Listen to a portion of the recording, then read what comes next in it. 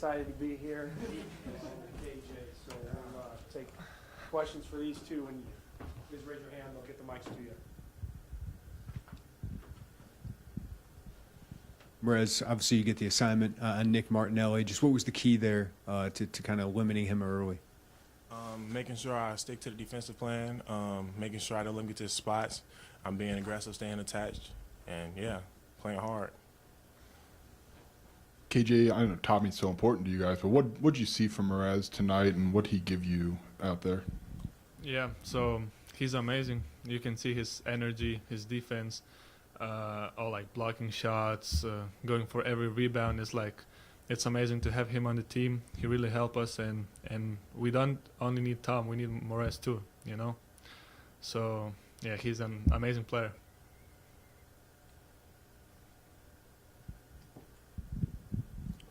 Mraz, I think you hit the floor going for a loose ball in like the first possession of the game. Was that just to, set the tone kind of moment? Statement.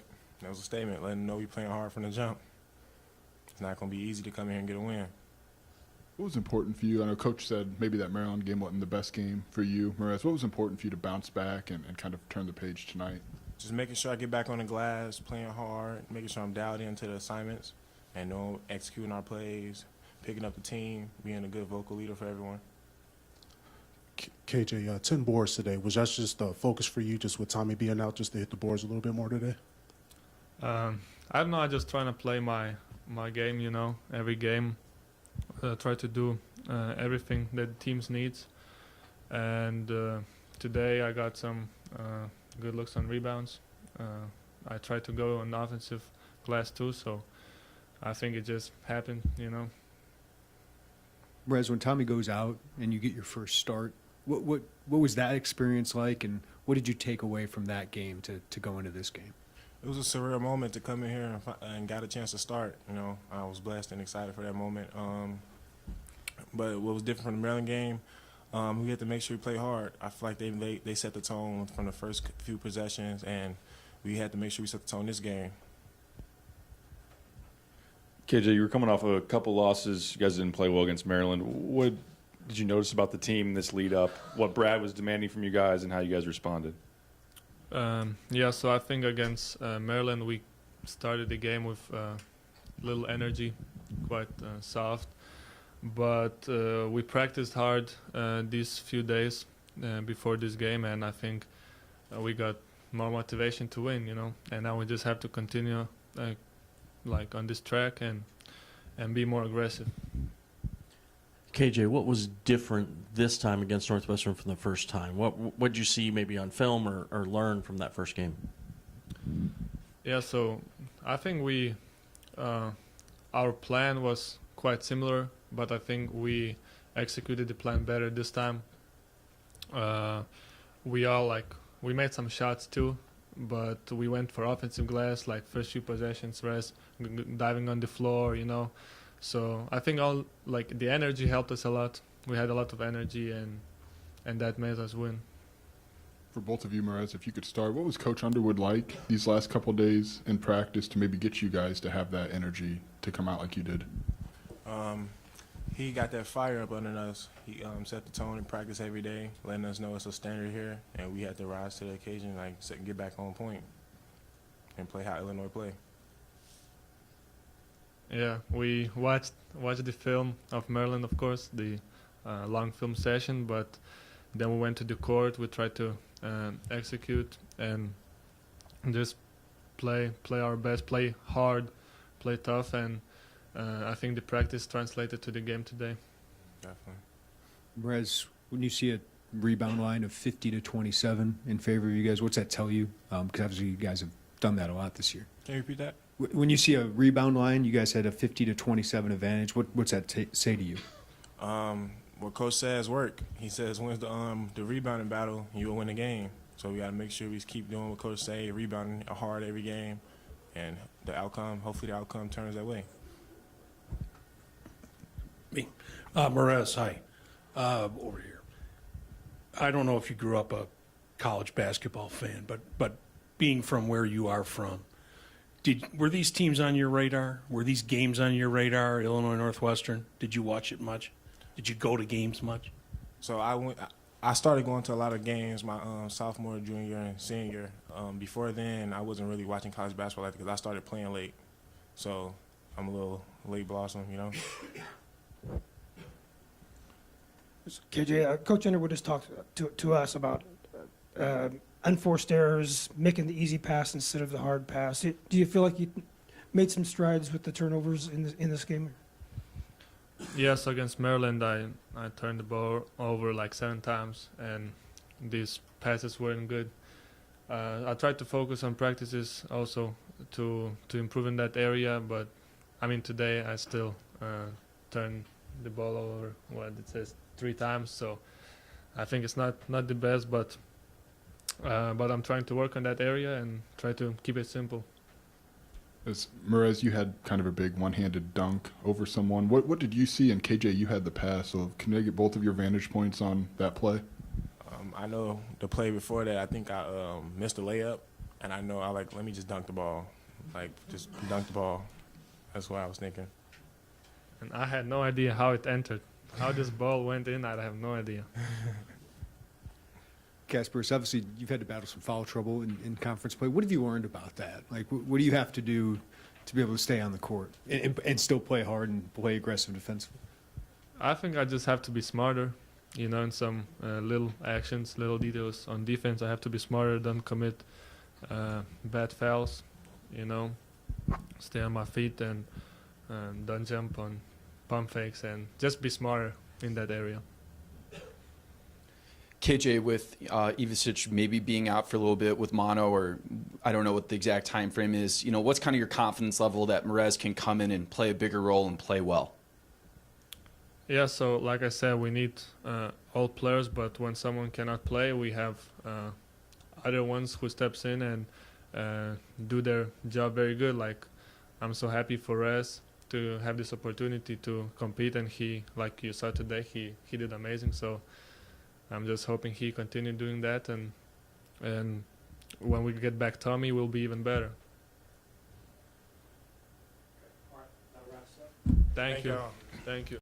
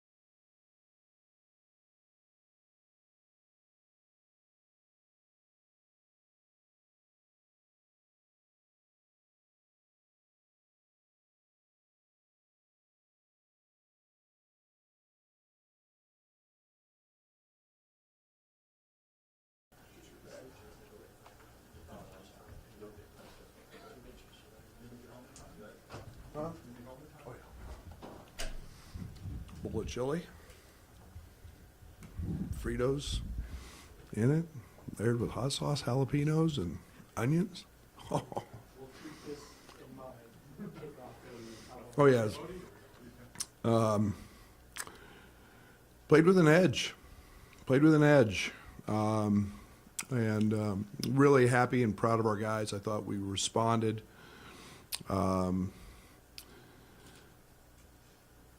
To playing without Tommy. And you know, we talked a lot about our edge. We talked a lot about, we knew we had to make some different adjustments. Not huge, but, you know, I think analytically, you guys, some of you guys will look at it and tell me I'm wrong. I don't, but I was told we got the #1 defense in the country with Tommy and Merez on the court together. You know, we're getting to the point where we were starting to get to that lineup a little bit, but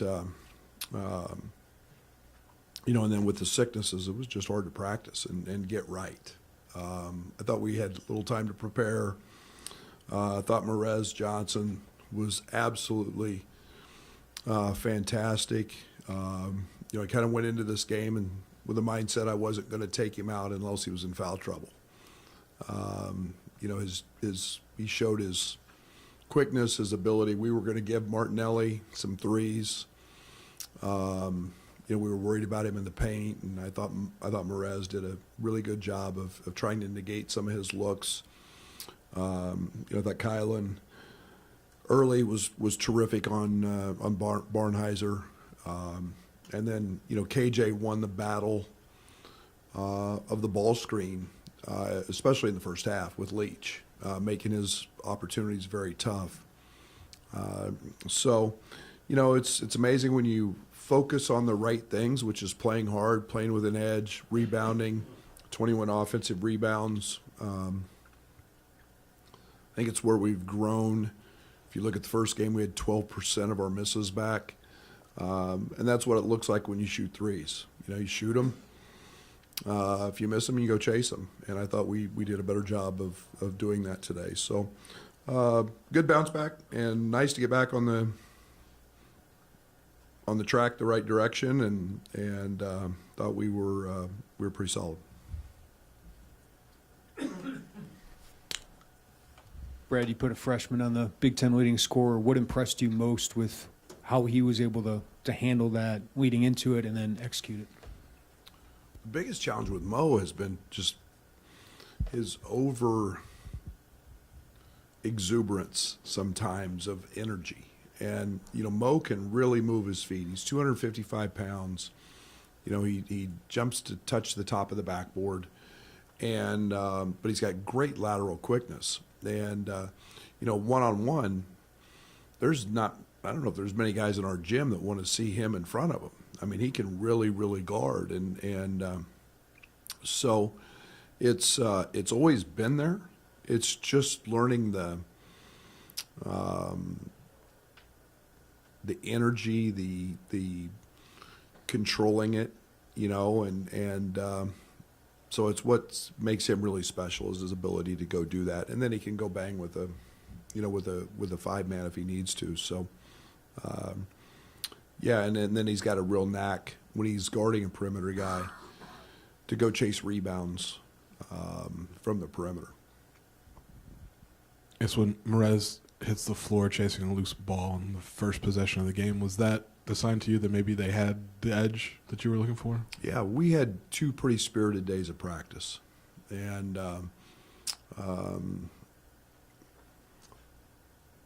that's all we can really control. And that's why I challenged the team with that for the game. It's your job to show up and play hard every day. We can be that team. We can be really special. And we can't always control whether it goes in, you know, certain elements, but we can sure control how doggone hard we play and how much fight we have and how much grit we have. And, you know, it's what we've been about here for 8 years now. And I really challenge the guys with that. I'm going to continue to challenge them with that. Coach, you always speak about the importance of the guards rebounding. KJ 10 boards tonight. Is that just something you challenged him to?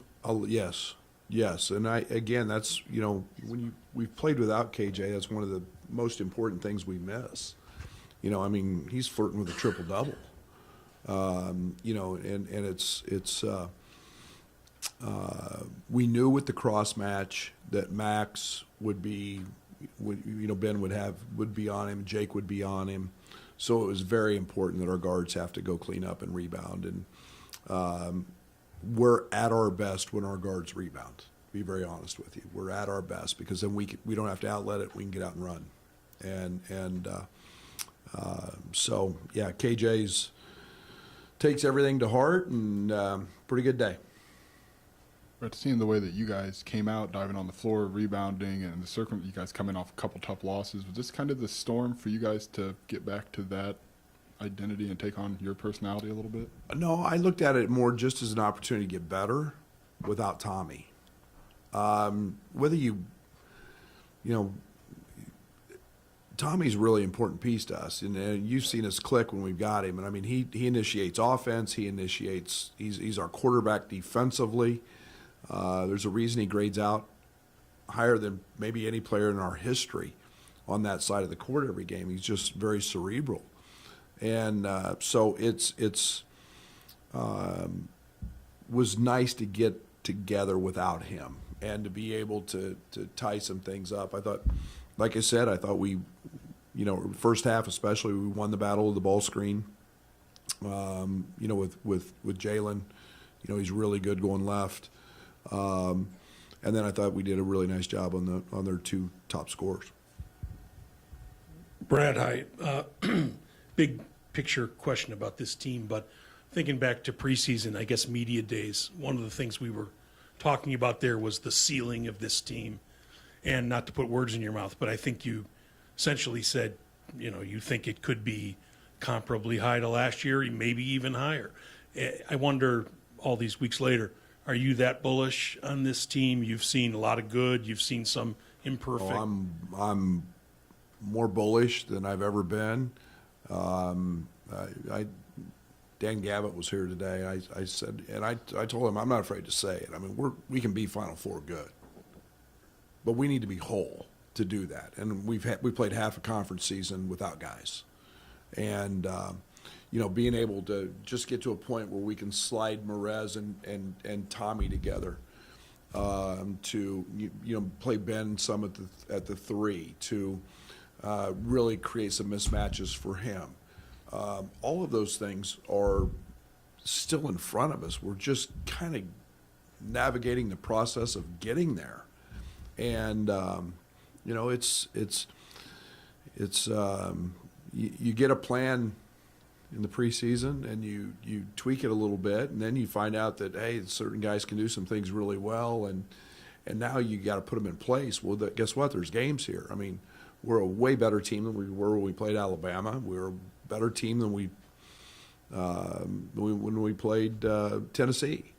But it's it's been a hiccup or a speed bump, whatever you want to call it, to have key pieces out. So it's been it's just part of the process, and we're not going to change the process. But I think our ceiling's really high. You win the rebounding battle 50-29, even without Tommy.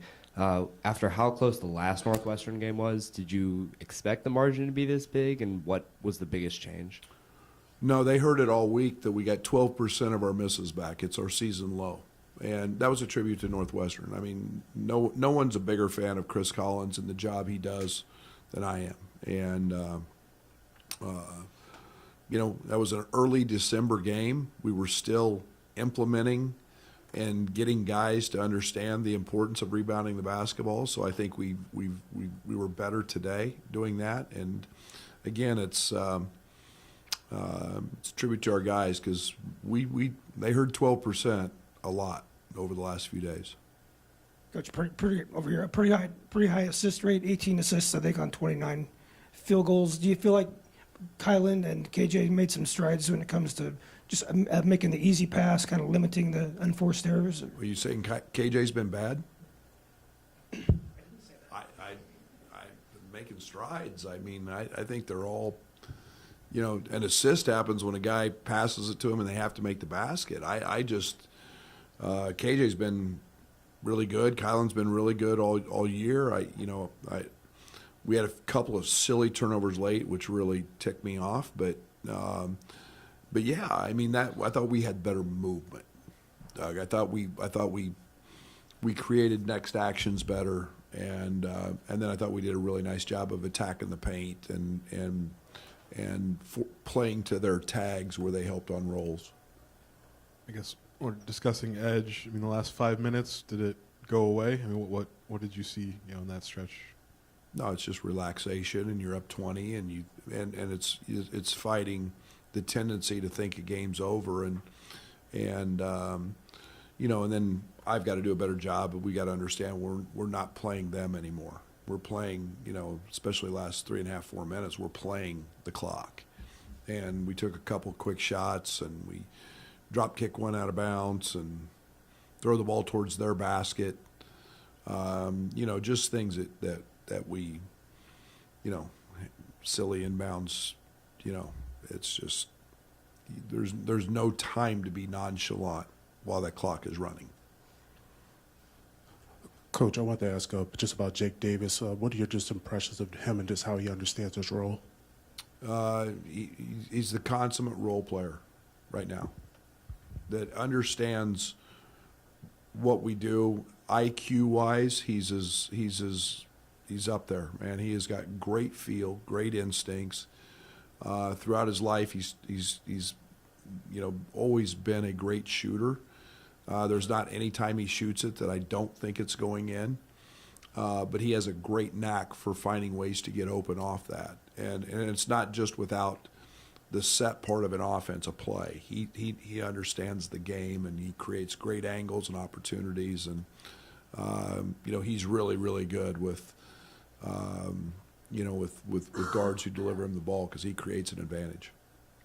What did you see from Mraz the last couple of days after a tough first start against Maryland to have this kind of performance? Well, I was really happy because I know how competitive he is. He is an incredible listener, but he was really fun to challenge him. I really enjoyed the opportunity to challenge him. And you know, when Reese came in here and got 27 and 17, and he starts and has 2. Yeah, I was really happy over that. You know, you probably heard that a few times, but he's one of those young people that responds to that, and he's super competitive, and he's got a fire that burns, and you know, it was just getting it out of him, and it's great to see. Brad, sorry if you already said this and I missed it, but is there an outlook on Tommy? Is there a time frame or anything like that? I wish there was, so we could plan. But you know, with mono, you know, I've known cases that are I've gone from 2 or 3 weeks to 2 months. So I don't know. I don't. I wish I had an idea. Don't write that. I mean, you know, I have no idea. He's evaluated every few days, and as he's feeling better, he then is allowed to do small amounts of whatever they've got him doing, riding a bike or conditioning. But you know, with the spleen, it's all up to them. You got a chance to see Keaton play last night, and then he was in that house tonight. Just what have you kind of made of what he's done since he signed in November? Well, he's on an outstanding team. I think they're the #1 team in the state of Kansas. They've got really good players. They ran into a tough one yesterday playing Link, who's absolutely massive. They're bigger than we are. They might be bigger than any team in the Big Ten. Just a heady player, very smart, great size, can really shoot it. The thing I was very impressed with yesterday, they tried to take him away, and just an elite passer, great feel. Really, really excited about what his future is, and of course, it was great for him to see State Farm Center, see the Orange Crush, see all of that alive, and you know, it was. I thought our crowd today was phenomenal. The Orange Crush was going, and you know, maybe that had something to do with the juice our guys had. But I'm so. When I came this morning for shoot around, and I see students sitting outside, literally the hair on the back of my neck stands up. And then when I go home for 20 minutes, 30 minutes and change, and I come back and the line's wrapped around the corner, I say a prayer because I know I'm the most blessed coach in America that gets to play in front of great students and great fans. And so thank you for all that. But yeah, it was great for Keaton to see all that. This was the second straight season where, you know, the rivalry kind of followed the same pattern. Northwestern won in overtime at Northwestern. You won pretty much wire to wire here. Do you think that's just kind of a testament to the home environments for each program, or why do you kind of see that repeated year to year? Oh, yeah, I think it's just life in the Big Ten. I mean, I think it's a tribute to Chris, how good a job he's done. He's got really good players. They've got a great home court. They utilize it. I thought the games were very different. You know, that probably has some home road connotation to it. I don't know what it is, but no, I mean, I know anytime we beat Chris and his team, it's a hell of a win, and you've had to do a lot of things really well. Thank you.